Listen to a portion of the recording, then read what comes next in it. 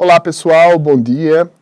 Sejamos bem-vindos a mais um momento dos episódios diários em que estamos refletindo de uma maneira sequencial o livro Pão Nosso.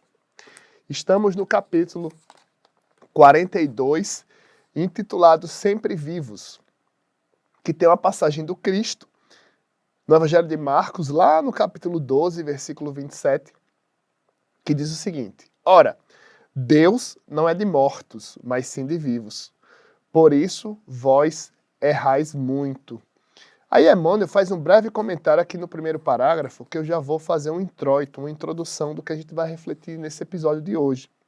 Considerando as convenções estabelecidas em nosso trato com os amigos encarnados, de quando em quando nos referimos à vida espiritual utilizando a palavra morte, nessa ou naquela sentença da conversação usual.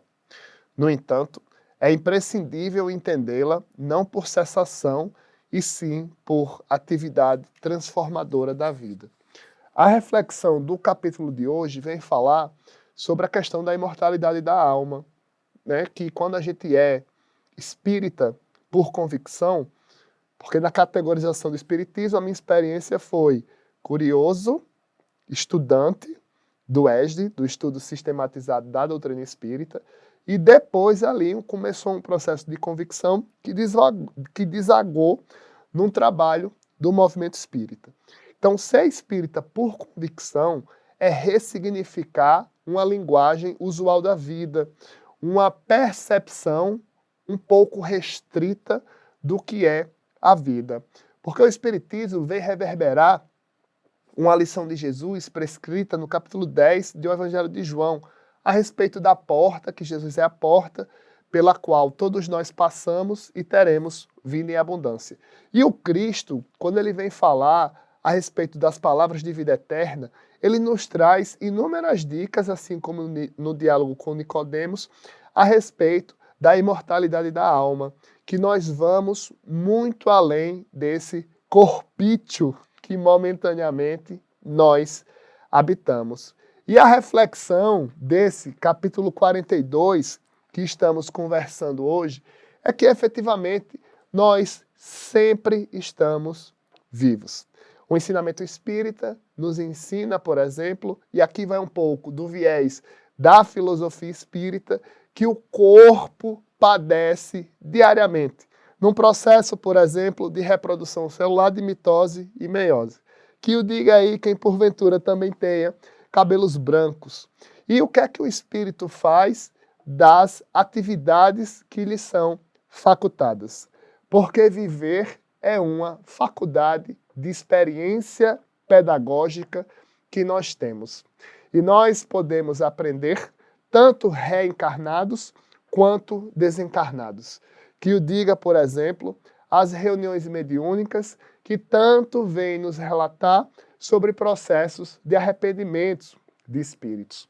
Particularmente, antes de eu frequentar uma reunião mediúnica, eu pensava que era algo fantasmagórico, tipo aqueles filmes de terror. E certa vez, um colega de movimento espírita lá de Natal, chamado Nilo Emerenciano, ele me disse o seguinte: Mário, reunião mediúnica, a gente conversa. O médium, que tem ostensividade, por exemplo, da psicofonia, da passividade em relação ao espírito, e o espírito muitas vezes não sabe nem que desencarnou, às vezes faz uma confusão. E Nilo me disse naquela época, sei lá, há uns 10 anos, que uma das frases que se tem em reunião mediúnica é o espírito dizendo: como assim eu morri? Quando ele vai perceber dos seus processos. E o dialogador, com bom senso, responde da seguinte maneira: não, meu irmão ou minha irmã, você não morreu. É tanto que você está aqui vivinho conversando comigo. Nós continuamos independente da situação que nós estejamos passando por agora. Não é um sofrimento que deve reduzir a perspectiva de vida em abundância a qual o Cristo nos convida a acreditar. E falar sobre isso é relativamente fácil, porque são os nossos processos existenciais, as nossas dificuldades em relação às vicissitudes da vida que nos estremecem, que nos deixam, por exemplo, com a fé abalada. E a imortalidade da alma, a certeza da imortalidade da alma, nos traz uma reflexão a respeito da categorização da fé. E a categorização da fé espírita, ela nos fortalece, porque nós podemos nos ver como seres eternos, passando momentaneamente pela experiência reencarnatória da matéria. Certa vez, em uma reunião mediúnica, aqui na Comunhão Espírita de Brasília, um espírito ditou uma mensagem intitulada "O amor não termina em uma cerimônia fúnebre". E o contexto dessa psicografia diz respeito a um processo de um filho que voltou à pátria espiritual antes da mãe. É como se a vida invertesse a lógica, como se a mãe ficasse órfã de um filho. E o filho vem pontuar em relação ao psiquismo de tristeza da mãe, que o amor de Deus vai muito, muito além do que uma cerimônia fúnebre. É muito difícil, na verdade deve ser muito difícil para uma mãe conviver com esse tipo de situação. É como se a vida invertesse a lógica. Na verdade, como se a vida tirasse a lógica.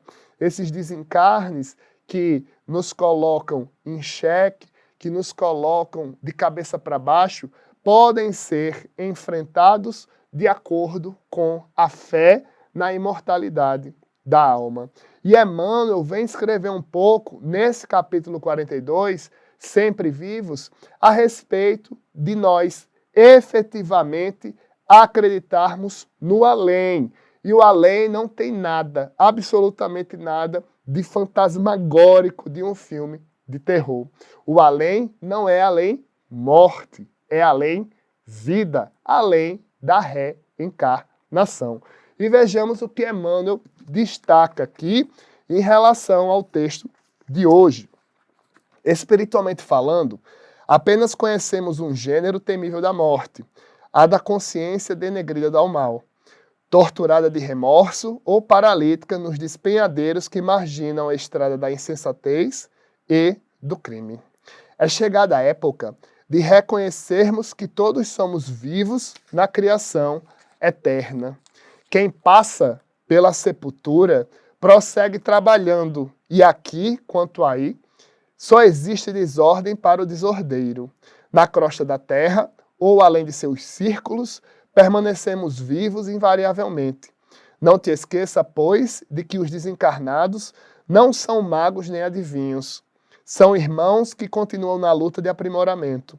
Encontramos a morte tão somente nos caminhos do mal, onde as sombras impedem a visão gloriosa da vida. Guardemos a lição do Evangelho e jamais esqueçamos que nosso Pai é Deus dos vivos e mortais. Um destaque, na verdade dois. Primeiro, quem passa pela sepultura segue trabalhando. Trabalhando é no viés de aprender. E outro destaque é, não te esqueça, pois, de que os desencarnados não são magos nem adivinhos. Allan Kardec registra isso, por exemplo, quando ele vai categorizar as comunicações mediúnicas, lá no Livro dos Médiuns. Os espíritos desencarnados não são nada além do que eu e você, seu corpo. Nós continuamos além da sepultura e não viraremos zumbis. Voltaremos ao estado espiritual de onde todos nós partimos, de onde todos nós fomos criados. E se tem algo que as reuniões mediúnicas relatam, é a respeito do processo de arrependimento em relação ao amor, em relação à convivência pacífica, em relação à mágoa. Porque o espírito, quando se depara com a eternidade no seu desencarne, ele vai ver que vai muito além das condições sociais das quais acreditava. No capítulo de hoje, Sempre Vivos, uma reflexão para que, se porventura você quiser colocar. Você já vivenciou um processo de luto? Como foi a digestão em relação a isso? Você vivencia um processo de luto? Como tem sido? Como a doutrina espírita pode te ajudar? E você que pensa que tem tempo perdido por um erro que cometeu lá atrás, não se preocupe mais com isso, porque tanto você como eu temos a eternidade para aprender. Até a próxima, no capítulo 43, em que trabalharemos o título Boas Maneiras. Dever de casa, o que são boas maneiras para você? Até a próxima!